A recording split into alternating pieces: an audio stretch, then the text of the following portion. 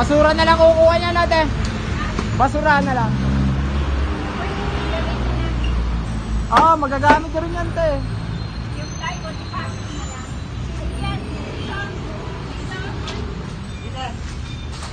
Sige, te. Baklasin lang namin.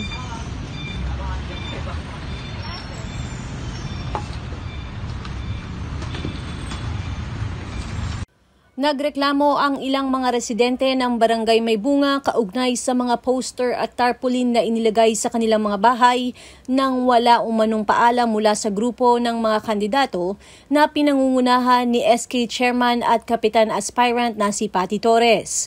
Naabutan pa ito ng iNews na binabaklas. Nauna nang inilabas ng COMELEC ang mga common poster areas bilang guide sa mga kandidato. Ayon sa nagrereklamong residente, hindi umano nagbigay ng abiso ang grupo ni Torres. Isa sa mga pinaglagyan ay commercial space umano at natakpan ang billboard ng mga kliyente nito. Kasi kabit sila sa bubong namin, hindi nagpapaalam. Kaya kakauwi ko lang galing sa Makati, pagkakita ko, meron na silang tarpaulin sa bubong namin.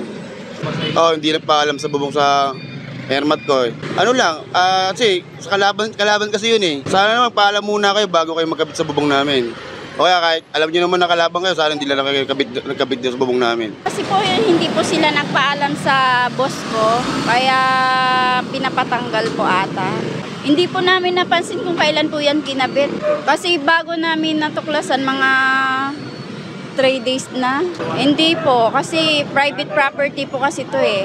Sa nagkabit po niyan, sorry po kasi pinapatanggal po kasi yan ng boss ko. Kasi dapat po, bago nila kinabit yan, dapat nagpaalam po sila. Okay lang naman po sana daw kung nagpaalam, wala naman pong problema. Hindi po kasi sila nagpapaalam.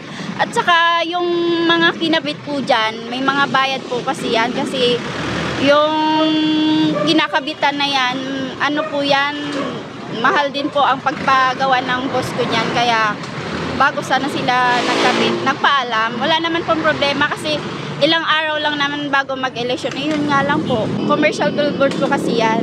May bayad po yan monthly. Opo, nagre-rent po sila dyan. Katulad po nito, nagre-rent po dyan. Yan. Hindi ko po alam yung natakpan kung ano yan. Nagre-reklamo din po kasi yung natakpan. Kaya unfair naman po yun. Para sa patas na pamamahayag ay sinusubukan ng iNews Pasig na kunin ang panig nila SK Chairman Patty. Ako si Luan Peñano para sa latest ng iNews Pasig.